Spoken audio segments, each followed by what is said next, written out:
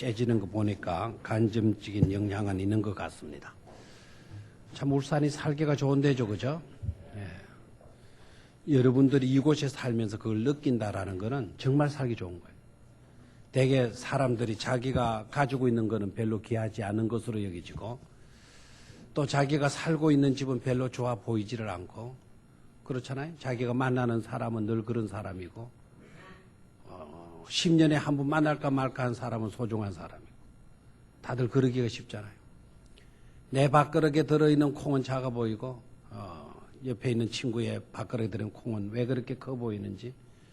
요새는 고기를 별로 안 좋아하지만은 옛날에 군대 가서 국 떠주면 요만한 비계덩어리 하나 따도 왕건이 떴다 이런 식으로 이야기를 하는데 국을 떠줘도 내 국그릇을 먼저 쳐다보는 게 아니고 내 국그릇을 힐끗 스쳐보고 친구의 국그릇에 혹시나 더 큰 왕건이 들어가 있지는 않나. 항상 우리의 눈이 거기에 가 있었죠. 울산이 정말 살기 좋은 거 맞습니까? 살고 있으면서 살기 좋다라고 하는 느낌을 받으면 그건 진짜 좋은 겁니다.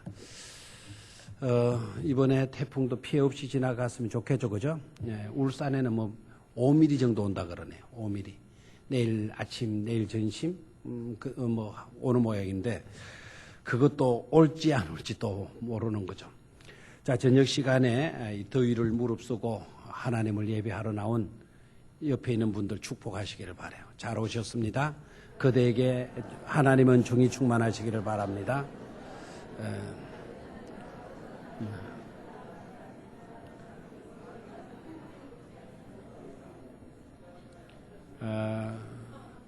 복의 사람들의 사명이 뭔 줄 아시죠?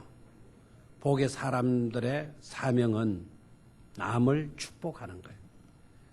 축복의 통로가 되는 거예요. 아브라함을 하나님께서 왜 부르셨느냐 물으면은 민족의 번성을 위해서다, 후손의 복을 위해서다, 땅의 축복을 주시기 위해서다, 뭐 수많은 이야기들을 하는데 다 틀린 이야기는 안 해요. 진짜 아브라함을 하나님이 소명하신 이유가 어디 있을까요? 아브라함으로 하여금 복의 통로가 되게 하기 위함 아닙니까? 그래서 우리에게 사명은 남을 욕하는 데 있지 않아요. 남을 저주하는 데 있지 않아요. 우리의 사명은 모든 만나는 사람에게 뭘 빌어주는 사명이 있다. 복을 빌어주는 사명이 있는 거예요. 알겠죠? 그래서 축복해 주는 것을 잘 하시기를 바라요. 만나는 사람 족족 복 있기를 바란다. 하나님의 은혜가 함께하기를 바란다. 성공하기를 바란다. 성숙하기를 바란다. 영혼이 잘 되기를 바란다. 자녀들이 잘 되기를 바란다. 당신의 발걸음이 닿는 곳마다 아름다운 향기가 피어나는 그런 역사가 일어나기를 바란다. 축복해 주시기를 바라요. 알겠습니까? 축복도 막 잘할 수 있겠지 생각하고 연습 안 하면 딱 만나면 안녕하셨습니까? 하면 끝이에요. 더 이상 생각이 안 나요. 자꾸 뭘 해야 됩니까? 연습을 하셔야 돼요. 알겠습니까? 그래서 내가 늘 해오던 축복의 말보다 오늘은 좀 다른 말로 내가 축복할 게 없을까 생각을 하는 거예요. 생각으로 하면은 가슴 속에만 있어요. 그걸 끄집어내서 우리의 입으로 흘러나가도록 해야 되는 거죠. 그렇습니까? 내 입에서 욕이 나가는 것보다 축복이 나가면 내 복이 또한 복을 받게 되는 줄로 믿습니까? 다시 한번 여러분 아까 인사만 했던 걸 하지 말고 다른 말로 축복을 해 주시기를 바라요. 알겠죠? 목사님의 그 얼굴이 다음에는 더 환하기를 바랍니다. 목사님 머리카락이 하나 더 났으면 좋겠습니다. 막 이런 식으로. 예.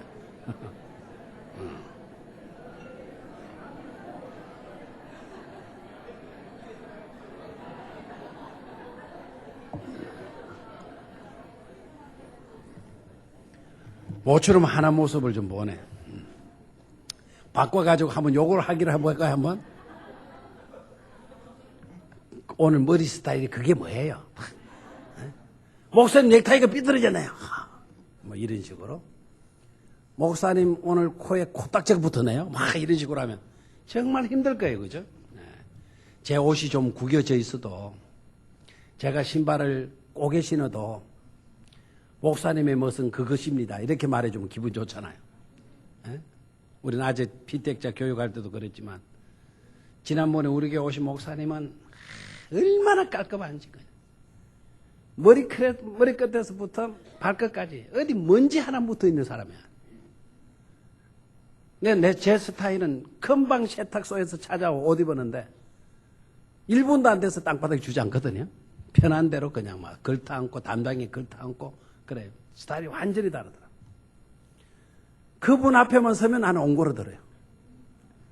의상 문제에 대해서 그래요. 머리도 기름을 발라가지고 저는 그런 스타일 해내 싫었거든요. 지금이야 할 수 없이 바르지만은 그때는 그분이 그냥 얼마나 바르거든요. 그래서 속으로 저분이 부흥사 아니었으면 제비족이었을 거야 아마 이런 식으로 생각을 했어요. 옛날에 우리 어르신들은 그런 분들을 보고 기생 오라비 같은 어리석은 이야기를 했어요. 꼭 그러세요. 그분은 저처럼 이런 스타일을 싫어하는 거죠. 함부로 옷을 입고 구두 꼬개 신고 뭐 질색이죠. 근데 그 목사님이 그래도 저를 굉장히 좋아하시더라고요. 원래 그분도 은퇴예요. 은퇴. 작년에 총회 때 만나가지고는 자기의 바톤을 내가 이어받았으면 좋겠다 그런데 저는 그 자신이 없습니다. 특히 옷 그렇게 입으라면 못 입습니다. 얼굴도 얼마나 화장을 해서 맨질맨질 하고 다니는 여러분 아시잖아요. 음대수 목사님 우리 교회 4번이나 부흥에 왔었잖아요. 그분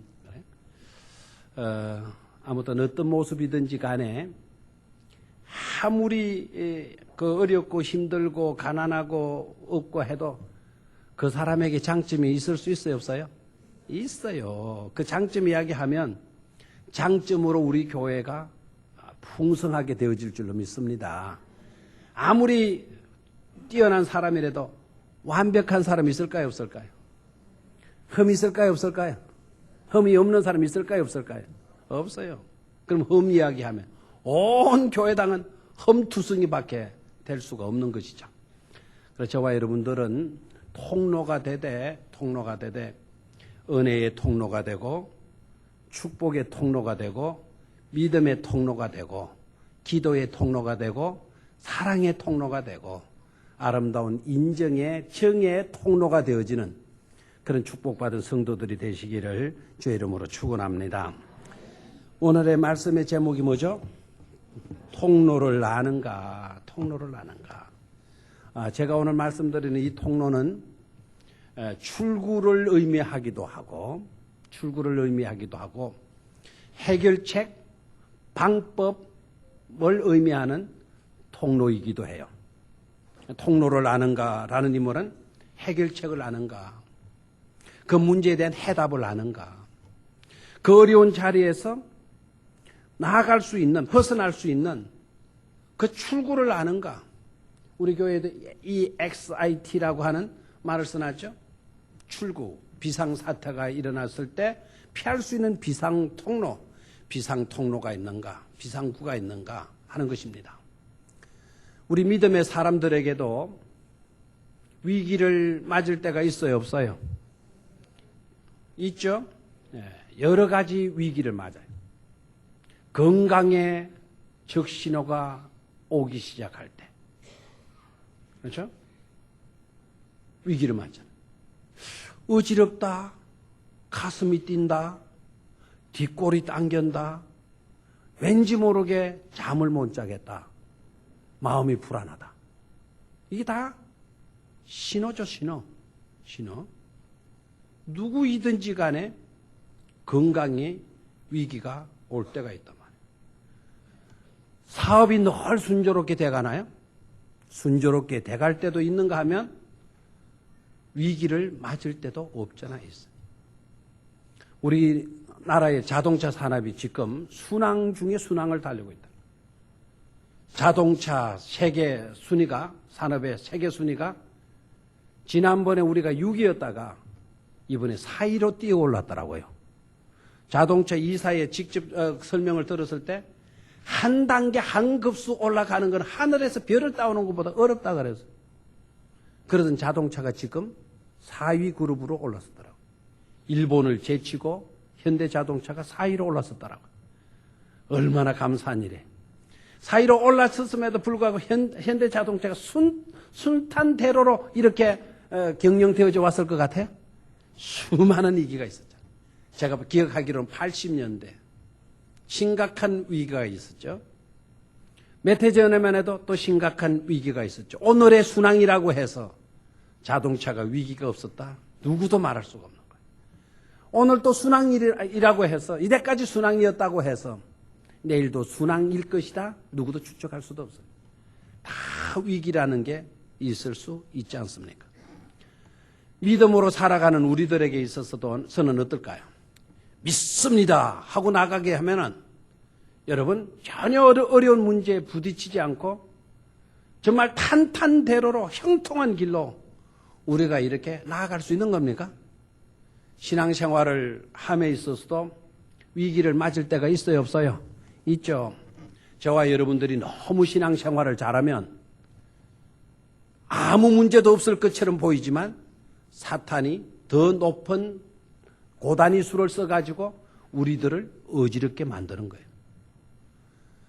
왜 사도 바울이나 베드로는 항상 깨어 기도하라고 이야기를 할까요? 우리가 잘 돼도 마귀는 잘 되는 그 틈새를 노리는 거예요. 우리를 휘젓는 거죠. 그래서 항상 깨어 기도하지 않으면 위기를 맞을 수 있다라는 겁니다. 신앙생활에 있어서도 위기를 맞을 수 있다라는 거예요. 하나님께서 많고 많은 민족들 중에 하나님이 특별히 한 민족을 선택하셨어요. 그 민족이 어느 민족일까요? 그 민족 어느 민족이에요?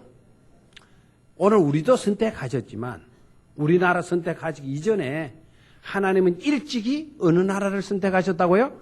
히브리 민족. 오늘의 어느 나라입니까? 이스라엘 나라를 선택하셨잖아요. 질문해 봅니다. 하나님께서 많고 많은 나라들 중에 히브리 나라 이스라엘 민족을 선택했으니까 히브리 역사는 한 번도 위기를 맞지 않은 그런 역사였을 것이다. 여러분 그렇게 대답할 수 있는 사람이 있어요? 우리나라도 많은 순환을 당하였지만 이스라엘 나라도 많은 순환을 당했었잖아요. 어떻게 보면 비슷할는지도 모르지만 저는 이스라엘이 더 우리나라보다 더 많은 위기를 맞았었고 고난을 당했다 말할 수 있어요. 왜 그런가 하니까 우리나라는 일제 36년에 나라를 빼앗긴 서러움 속에 있었지만 이스라엘은 1500년간 나라를 잃고 살았어요. 우리보다 더 심한 것 아닙니까? 하나님께로부터 선택받은 민족인데 그럼 순순탄탄대로로 이렇게 나가야 되는데 왜 그토록 많은 위기를 당하는 것인가 하는 것이죠. 낮에는 하나님의 섭리인가 우리의 믿음인가 하는 것으로 인한 혼돈과 갈등에 놓이게 된다. 우리가 거기에서 벗어나지 않으면 절대로 제대로 된 믿음의 생활을 할 수 없는 거다. 말씀을 드렸어요? 저녁에는 우리가 또다시 의문에 사로잡힐 수 있는 것은 왜 우리가 믿음을 가졌는데도 불구하고 위기를 맞게 되는가? 하나님께로부터 선택함을 입었는데도 왜 수많은 문제들에 사로잡히게 되어지는가?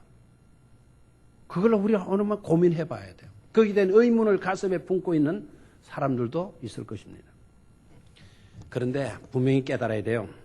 문제에는 다 그 속에 의미가 있다 이거예요. 위기도 그 속에 분명한 의미가 있다라는 겁니다. 여러분 일단은 결론적으로 말씀을 드리는 것은 성도들에게 당하는 위기, 성도들에게 닥칠 수 있는 위기의 문제, 그 위기의 문제 때문에 하나님의 사람들이 무너지는 법이 없다 이거예요. 그 위기의 문제 때문에 이스라엘 민족이 지금까지 망하지 않고 오히려 선진국에 대열해서 선두주자의 그룹에서 지금도 그 나라가 영향력을 발휘하고 있다는 사실이에요. 벌써 무너졌어야죠. 우리는 36년간 일제의 압박을 받고 난 이후에 우리들의 의식과 우리들의 정신력이 얼마나 약화되어지는 몰라요. 그런데 히브리 민족은 1500년간 나라 있고 살아도 그들의 정신이 흐트러지지 않았단 말이에요. 지금도 하나님이 최고예요. 무엇을 하든지 간에 하나님을 경외하는 것을 그들의 삶의 중심으로 여기고 있다 이 말이에요. 놀랍잖아요? 자, 그러면 우리에게 당하는 위기는요. 우리에게 선택함을 입었는데도 불구하고 택함을 입었는데도 불구하고 믿음으로 사는데도 불구하고 위기를 주시는 것은 위기를 주시는 것은 우리를 괴롭히고 우리를 무너지고 우리를 어렵게 만들기 위함에 있는 것이 아니고, 다 같이 따라해. 우리를 복되게 하기 위함이다. 잘되게 하기 위함이다. 아멘. 왜 믿음의 사람에게 위기가 있는 겁니까? 왜 선택함을 입은 백성들에게 위기가 닥치는 겁니까? 거기에 대한 질문에 대한 대답이 뭐라고 그랬어요? 그 민족을, 우리를 마귀하기 위해서 복되게 하기 위함이다 이거예요. 아멘입니까? 아멘입니까? 그래서 여러분, 위기 닥칠 때 주저앉지 마세요. 어려움 당할 때 나 죽었구나 고민하지 마세요. 믿음의 사람들이 이렇게 대처할 수 있어요. 위기가 내게 왔구나. 어려움이 내게 왔구나. 내가 더 잘 될 수 있겠구나. 더 복되게 될 기회가 내게 주어졌구나. 이렇게 믿고 여러분 적극적으로 나가시라 이겁니다. 제가 지금 없는 이야기를 제가 만들고 있는 이야기가 아니에요. 오늘 본문의 내용이 바로 그 내용이에요. 오늘 이 본문의 내용이 역사 기록으로 남기기 위해서 주어진 게 아니잖아요. 역사를 통해서 오늘 우리에게 교훈을 주고자 이 말씀을 영감하여서 기록자로 하여금 기록해서 오늘 우리에게 메시지로 전하여 주고 있는 것 아닙니까? 본문 속으로 들어가 보겠어요. 자, 32장 다 찾았죠? 다 찾았죠? 큰 소리로 다 찾았죠? 1절을 봅니다. 1절. 시작. 이 모든 충성된 일을 한 후에 아수르 왕 사네립이 유다에 들어와서 견고한 성읍들을 향하여 진을 치고 쳐서 점령하고자 한지라. 자, 사네립이 유다 나라를 뭐 하고 있는 겁니까? 점령하려고 마음을 딱 먹고 있는 거죠. 행동도 개시했죠. 이스라엘 입장에서 보면은 위기입니까? 위기지 않습니까? 위기예요. 어떤 위기입니까? 국가적인 위기예요. 거기다 1번하고 국가적인 위기. 이스라엘 나라는 지금 심각한 위기를 맞고 있는 겁니다. 사네립이 군사를 이끌고 이스라엘을 정복하기 위해서 쳐들어오고 있는 거예요. 쳐들어오고 있는 거예요. 여러분, 사네립이 어느 나라 왕? 사네립이 어느 나라 왕? 아수르 왕. 아수르는 나라가 커요? 작아요? 크죠.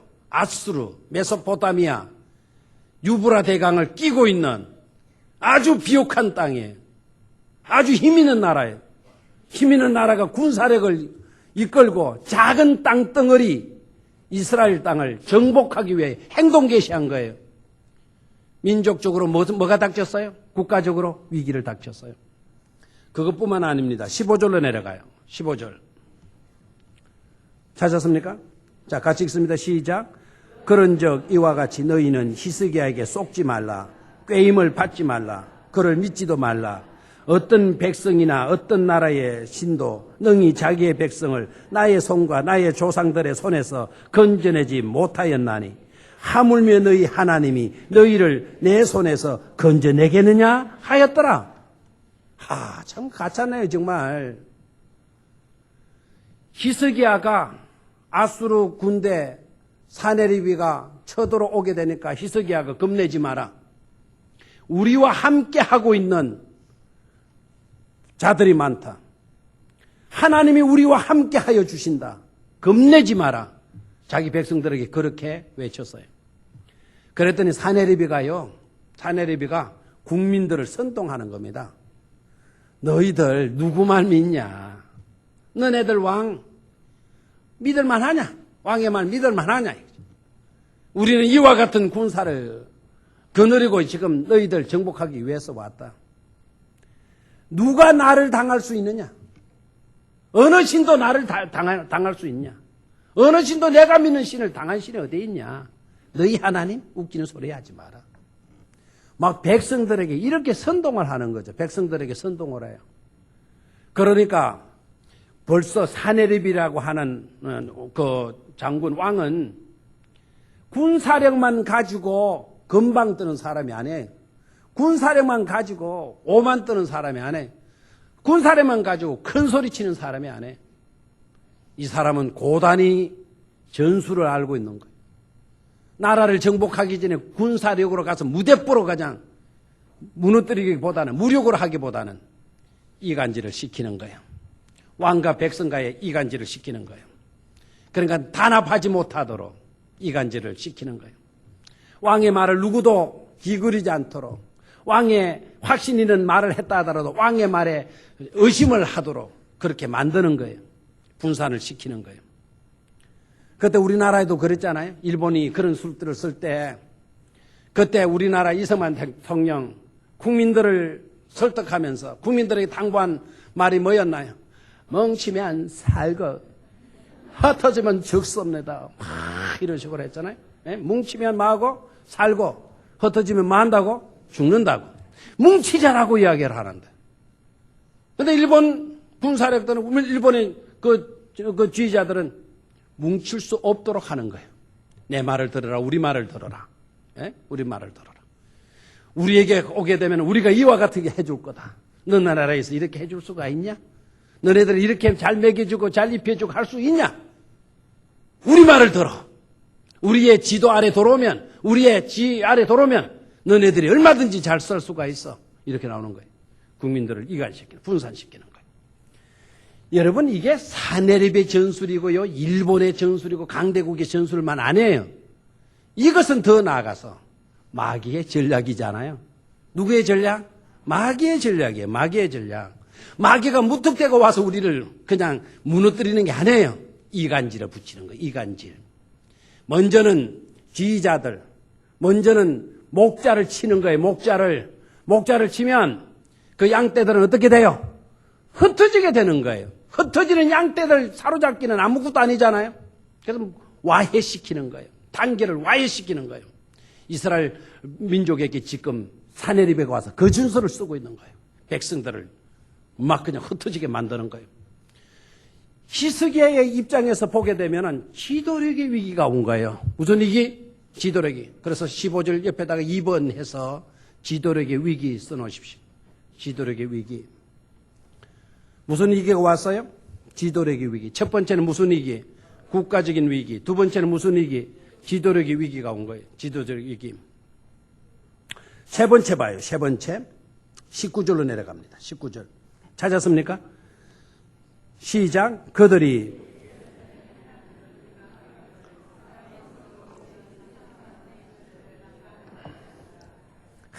기가 차죠. 18절에 보니까 사내립의 신하가 유다 방언으로 크게 소리질러 예루살렘 성 위에 있는 백성을 놀라게 하고 괴롭게 하여 그 성을 점령하려 하였는데 그들이 예루살렘의 하나님을 비방하기를 예루살렘의 하나님이 어떤 하나님이에요? 우리가 믿는 우리의 하나님 맞습니까? 그 하나님을 뭐 하고 있습니까? 비방한다. 그래서 비방하기를 사람의 손으로 지은 세상 사람들의 신들을 사람의 손으로 지은 세상 사람들의 신들이 뭐가 됩니까? 뭡니까 그러면? 우상이잖아요. 우리로 말하면. 감이 안 와요? 사람의 손으로 지어 만든 사람들의 신, 우리의 손으로 만들었으니까 신이 아니잖아요. 우리가 만든 것을 신으로 했으니까 이건 뭡니까? 우상 아닙니까? 우상을 비방하듯 하였더라. 누구를? 하나님을. 뭐 하듯 하였더라? 우상을 비방하듯. 우상 하잘것없는 것으로 비방하듯이 누구를 그렇게 비방했다? 하나님을 비방했다라는 거예요. 참 안타깝잖아요. 그래서 이 문제는 영적 위기 또는 신앙적 위기 3번 해서 영적 위기 또는 무슨 위기? 신앙적 위기. 자, 이스라엘 민족으로 보게 되면 세 가지 위기를 맞고 있네요. 하나는 무슨 위기? 국가적 위기. 하나는 무슨 위기? 지도력의 위기. 세 번째는 무슨 위기? 영적인 위기.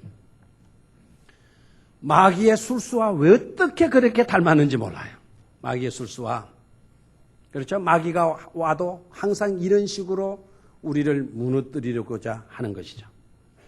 여러분, 마귀가 이와 같이 시험하는 것을 우리가 알았다면, 마귀의 술수를 알았다면, 마귀의 술수에 걸려 넘어가서는 안 되죠? 맞죠? 마귀의 술수에 넘어가서는 안 될 줄로 믿습니다. 일어나야 돼요. 깨어야 돼요. 이럴수록 깨어야 돼요. 자, 이런 위기를 히스기야가 맞고 있는데요. 저는 오늘 강조점이 하나님을 잘 믿어도 이런 위기가 닥친다라고 하는 것을 그것을 당연시 여기라는 것으로 여러분에게 말씀드리려고 하지 않아요. 이런 위기를 만날 수 있다. 이런 위기에 우리가 봉착할 수 있다. 그럴 때 우리가 어떻게 탈출해 나올 것인가? 그럴 때 우리가 취해야 할 자세가 어떤 것인가? 우리의 출구가 뭔가? 통로가 뭔가? 해결책이 뭔가라고 하는 이 점에 대해서 말씀을 드리고 싶어요. 자, 결론적으로요. 제가 먼저 말씀을 드려야 될 것은 이 위기 때문에 국가적인 위기, 지도자와 백성들 간을 이간 붙여가지고 와해시키고자 하는 지도력의 위기, 심지어 영적인 위기가 닥쳐왔는데 그 영적인 그와 같은 위기들 때문에 이스라엘이 무너졌느냐? 히스기야가 무너졌느냐? 히스기야가 완전히 수치당하고 못설 처절한 그런 왕이 되어져 버렸느냐? 그게 아니다라는 거죠. 자, 오늘 읽었던 본문 말씀 끝절을 다시 한번 큰 소리로 읽으시면서 결론이 어떻게 났는가를 먼저 우리가 알 필요성이 있어요. 결론이 어떻게 났는가? 23절 시작. 여러 사람이 예물을 가지고 예루살렘에 와서 여호와께 드리고 또 보물을 유다왕 히스기야에게 드린지라. 이후부터 히스기야가 모든 나라의 눈에 존귀하게 되었더라. 아멘. 아니 이상하네요. 그런 위기를 당했는데 그러면 무너져야 될 것 같은데 무너지기는커녕 어떻게 히스기야가 그 일이 있고 난 이후부터 어떻게 더 존귀 여기게 되어졌느냐 말이에요. 이게 믿음의 사람들에게 주어지는 특권이고 특혜고 놀라운 기적과 같은 하나님의 은총인 줄로 믿습니다. 이걸 우리가 깨달아야 돼요. 이걸. 그래서 아까 제가 서로 말씀드렸죠. 위기야 닥쳐라. 너 때문에 나는 무너지지 않는다. 위기야 닥쳐라. 너 때문에 나는 더 잘 될 수가 있다. 더 나는 존귀케 되어질 것이다. 여러분 확신하고 담대히 선포할 수 있어야 돼요. 여러분 기독교를 무너뜨리고 하려고 하면 박해하면 안 돼요. 박해하면 기독교는 더 살아 역사해요. 교회사가 증거해요. 네로 황제 때 로마의 핍박의 시대 때 기독교를 박해해서 무너뜨리려고 했어요. 수많은 교부들을 수많은 신앙인들을 사자밥으로 화형으로 막 그렇게 죽여놨잖아요. 그렇게 죽여서 금방이라도 예수 믿는 사람이 없어질 줄 알고 기독교 교회들이 망해질 줄 알았어요. 교회사가 어때요? 그때는 오히려 기독교가 더 부흥되고 성장하고 더 믿음의 사람들이 발굴되고 배출되어져 나왔잖아요. 언제 기독교가 망한 줄 알아요? 위기가 없을 때. 오히려 기독교인들에게 막 잘해 주었을 때 그때 기독교는 내리막이를 쳐달아요. 그러니까 여러분 예수 믿는 사람들을 망하게 하려면 잘해 주세요. 예수 믿는 사람들 잘되게 하려면 위기 괴롭히세요. 그 사람 괴롭히면 그 사람이 잘 돼요 못 돼요? 더 잘 되는 거예요. 하면 안 해. 그래도 위기 당하는 거 싫죠? 그렇죠? 잘 되기를 싫고. 여러분 이게 하나님의 파라독스 아닙니까? 역설적인 진리예요. 죽으면 산다. 어디 세상에서 그렇게 말을 해요? 낮아져라 높아진다. 누가 그렇게 말할 수가 있어? 죽으면 산다. 누가 그렇게 말할 수가 있어? 기독교는 그렇게 말해요. 잘해줘라 망한다. 핍박해줘라 잘 된다. 누가 그렇게 말할 수가 있어요? 기독교는 파라독스예요. 역설이에요. 역설. 그럼 믿습니까? 가난하게 되면 여러분 천국의 부요함으로 하나님이 채워주시는 줄로 믿습니까? 핍박받으면 오히려 그 사람이 더 잘되고 그들의 영성이 살아나고 믿음이 더욱더 뜨거워질 줄로 믿습니까? 편안하면 약해지는 거예요. 나태병에 걸려가지고 기도도 하지 않고 성경도 읽지 않고 늘 오리에만 치우치고 그러잖아요. 가난이 있고 몸에 쇠약함이 있고 일이 꼬이고 막 되는 게 없을 때 우리가 살 길은 기도밖에 없잖아요. 하나님 앞에 나가서 엎드리게 되니까 오히려 그 어려움 때문에 하나님을 가까이 하게 되니까 샘 곁에 심겨진 나무처럼 하나님을 가까이 하게 되니까 하나님이 영양분을 주시고 능력을 주시고 문제를 해결할 수 있는 놀라운 은총과 축복을 베풀어 주시는 줄로 믿습니다. 그래서 여러분 핍박당할 때, 어려움 당할 때, 위기 당할 때 낙심하지 마세요. 아까도 말씀을 드렸지만 핍박아 오너라, 위기야 나에게 다가오너라. 너 때문에 나는 한 단계, 두 단계 업그레이드로 나간다. 하나님 앞에 더욱더 무릎 꿇을 것이다. 전능하신 하나님께 기도할 것이다. 하나님께 내가 엎드리리라. 이렇게 나와야 되는 거예요. 자, 그러면은 히스기야가 이런 위기를 어떻게 극복했는가? 그 극복할 수 있었던 비결, 이제 이걸 들어가야 돼요. 어떻게 위기를 전화위복시켜서 존귀함으로 바꿀 수 있었느냐? 히스기야를 완전히 납작하게 만들려고 덤벼들었는데 오히려 히스기야는 존귀케 되어지고 사내림은 왜 그렇게 망할 수밖에 없게 되어졌는가? 그 비결이 어디에 있었는가? 저는 그렇게 질문하면 딱 이렇게 대답하고 싶어요. 하나님이 살아계시기 때문이다. 이거. 누가 살아계시기 때문이다? 하나님이 살아계시기 때문이다. 하나님은 의로운 사람, 믿음의 사람, 하나님이 선택한 사람들을 떠나지 아니하시고 그들을 책임져 주시기 때문에 존귀케 되어질 수가 있는 줄로 믿습니다. 자, 오늘 이제 그 통로를 찾아보겠어요. 어떻게 위기에서 축복으로 전화위복이 되어질 수 있었나?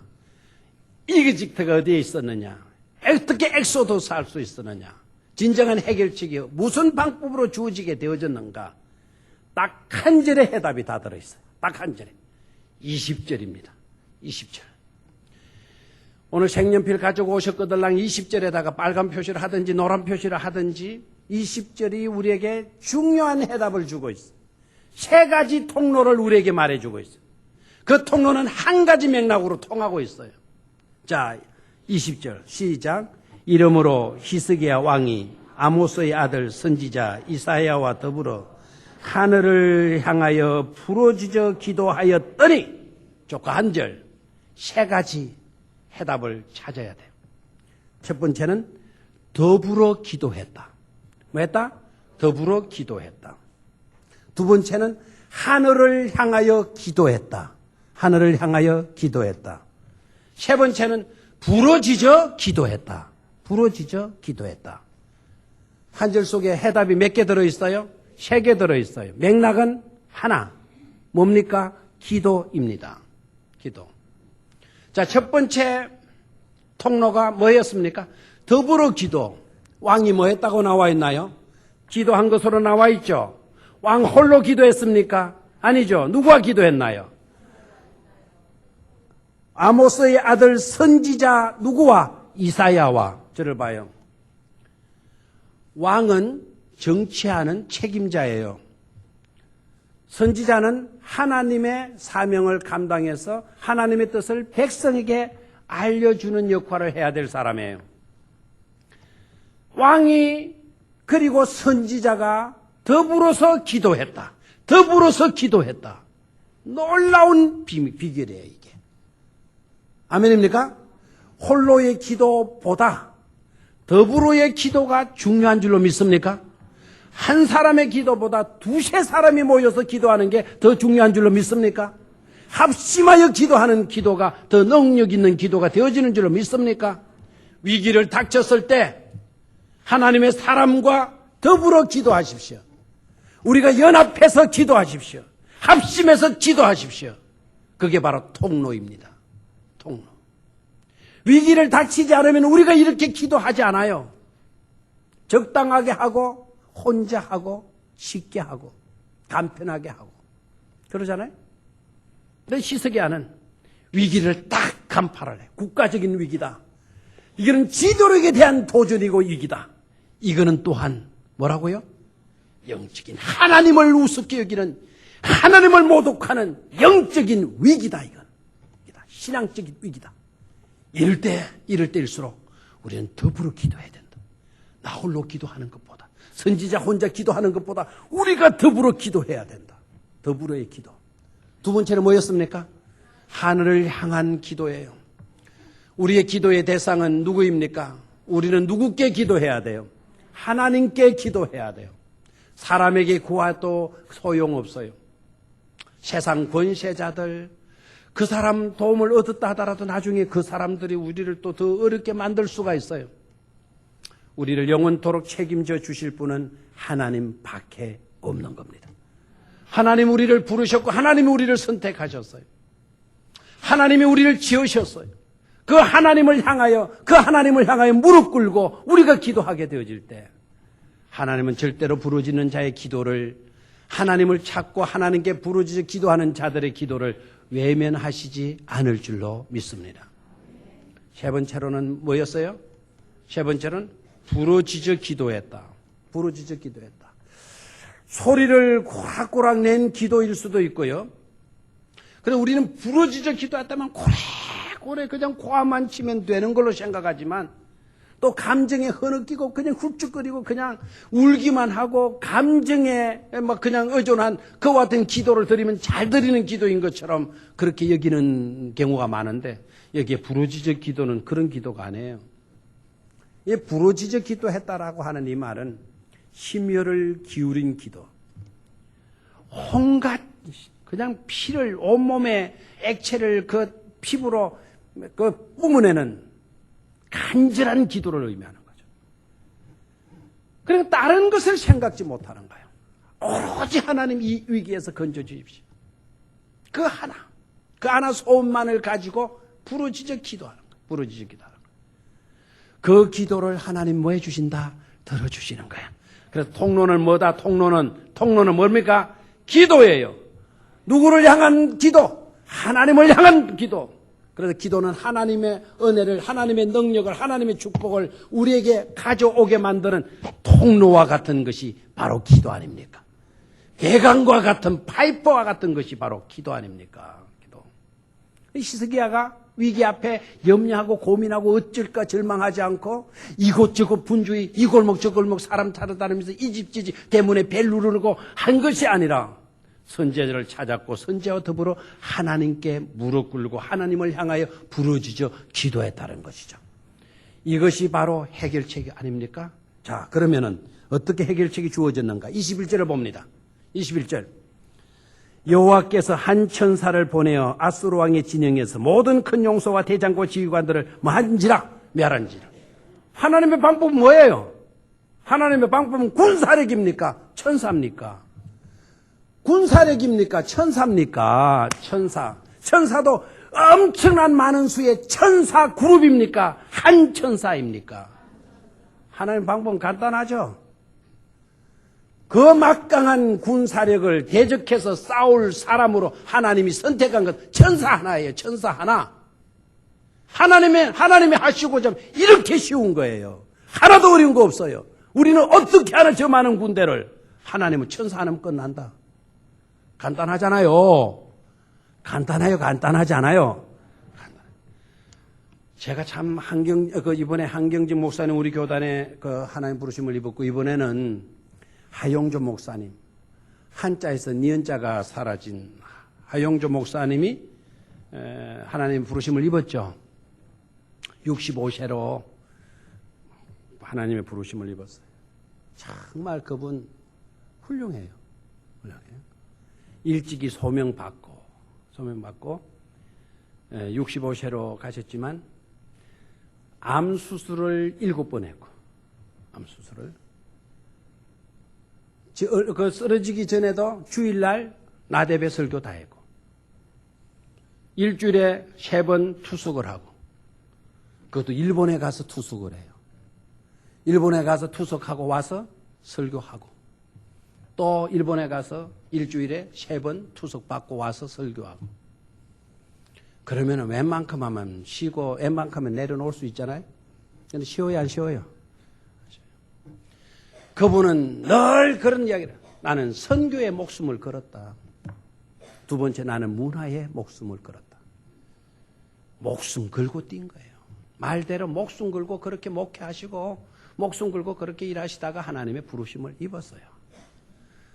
장례식을 제가 중국에서 들어와서 그 신문에서 그 한혜용 목사님이 돌아가더는 이제 비행기 타고 알았어요. 비행기 안에 한국 신문 보고 알았어요. 그리고 목요일 날 장례식이 있었다 그러대요. 우리 오는 날이죠. 이튿날 그 장례식 입간 예배, 발인 예배, 하간 예배 인터넷을 통해서 다 새벽 4시까지 그거 다 봤어요. 발인 예배가 1시간 50 몇 분이더라고요. 입간 예배가 1시간 10분 정도 되더라고요. 입간 예배가. 하간 예배가 1시간 30분 정도 되더라고요. 장례가 굉장히 길더라고요. 장례식이라고 말할 수가 없고 오히려 이건 축제. 어떤 부흥이야. 손뼉 치갖고 막 할렐루야 막 하고 막 손뼉 치고 장례식인데. 근데 그분이 늘 그런 스타일이었다는 거죠. 늘 그렇게 쇠약해 있는데도 불구하고. 그분이 은혜 받고 김중권 목사님의 그 대학생 선교에서 은혜를 받고 그가 나는 주를 위해서 살리라. 그 한마디 결단했다는 거예요. 주를 위해서 살리라. 예전에 하용조는 죽었다. 예전에 하용조는 없어졌다. 지금의 하용조는 내가 거듭난 은혜 받고 난 뒤에 이후에 하용조다. 그리고 하나님께 오로지 주님을 위한 열정으로 사셨어요. 선교의 목숨을 그런 이야기 제가 다 할 시간은 없고 CGN TV라고 하는 것이 있어요. 그게 온누리 교회에서 만든 방송국이에요. 기독교 방송국들이 많이 있지만 제가 볼 때는 내용상으로 CGN TV를 따라갈 방송국이 없어요. CBS, CTX 방송이 있지만 전국의 성도들로 하여금 후원받아요. 그리고 광고해서 광고 수익으로 이렇게 운영해가요. CGN TV 전국에 후원자 없습니다. 자기 교회 성도들로 CGN 방송국을 운영하는 거예요. 내용상으로 CBS보다 훨씬 앞서 있어요. 어떻게 한 교회가 방송국을 운영할 수 있단 말이에요. 방송국 하나만 해도 벅차요. 그런데 그 교회가 2,000명의 선교사를 보냈어요. 일본에도 자기 투숙하러 다니면서 일본 사람들한테 내가 빚을 졌다. 내가 일본 사람에게 빚을 갚을 수 있는 것은 이곳에 교회를 세우고 이곳에 일본 사람들이 복음을 들을 수 있도록 하는 거다. 그래서 라브 소나타를 계획을 한 거예요. 그분은 앉으면 그분은 병원에 입원해서도 뭔 스케줄, 무슨 계획들을 짜는 거예요. 계속해서 무슨 프로젝트를 짜내는 거예요. 일할 거 무슬림을 위한 프로젝트도 짜내고 북한을 위한 선교를 위한 프로젝트도 짜내고 노는 시간이 없는 거예요. 노는 시간이. 그렇게 위대한 투석을 3번이나 해야 되는데 그 병상에서도 뭘 할까? 주를 위해서 뭘 할까? 어떻게 선교할까?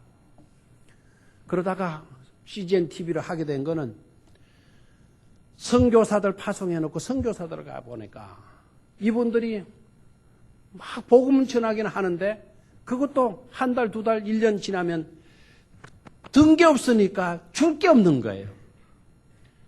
그렇게 뛰어다니다 보면 영적인 자신들이 충족할 길이 있어야 되는데 충족할 데가 없는 거예요. 그 탈진에게 번아웃 되어서 쓰러져 간다는 거죠. 그래서 자기가 뭘 했으면 좋겠나. 우리 여기에서도 한국의 기도, 한국의 예배, 한국의 프로그램들을 볼 수 있는 그런 것이 있으면 좋겠다. 그러면 그거는 방송국이거든요. 인터넷 방송국 이런 거거든요. 그래서 CGN TV를 계획한 거예요. 시작해서.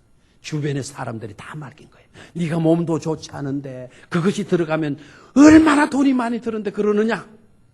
그것은 전국의 성도들이 다 연합해도 방송국 하나 경영하기가 어려운데 어떻게 온누리 교회에서 그걸 하려고 드느냐. 주변의 사람들이 다.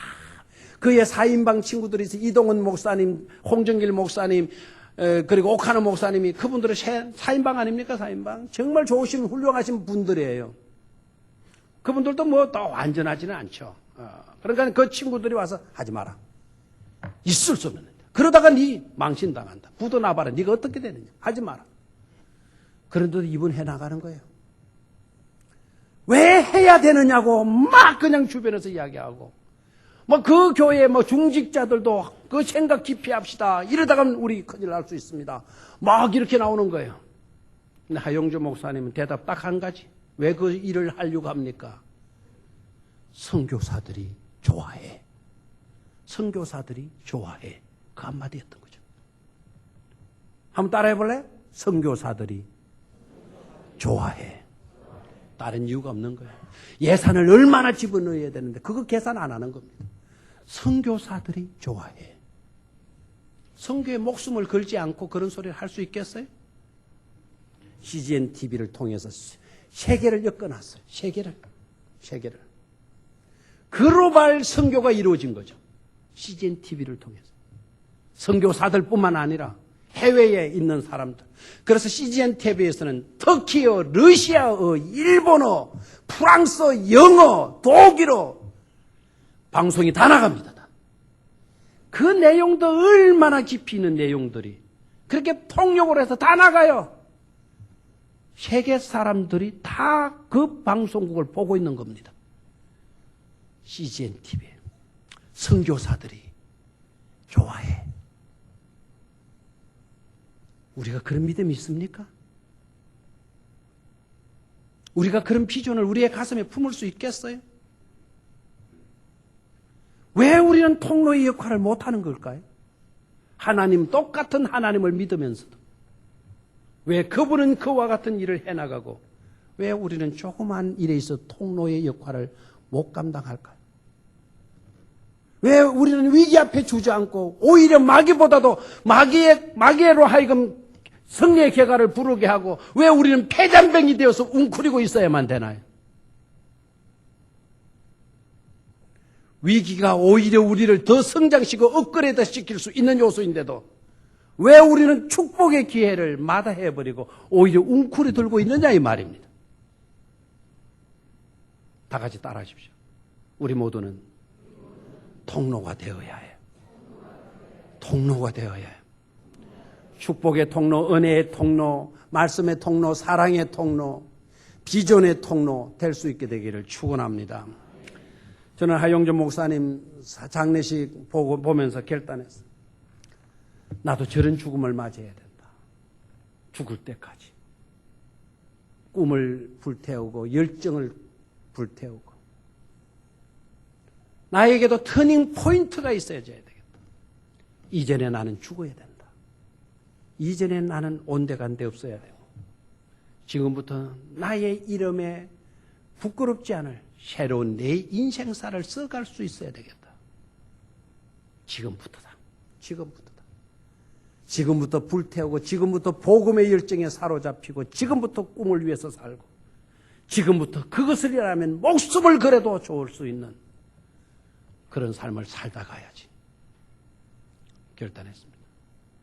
비록 그분만큼 위대한 일은 못한 감당할다 할지라도 어느 지구촌 한 구석이라도 조그만 촛불 한 자루라도 밝혀서 한 구석이라도 밝힐 수 있다고 한다면 기꺼이 한 자루의 촛불도 되리라고 결심합니다.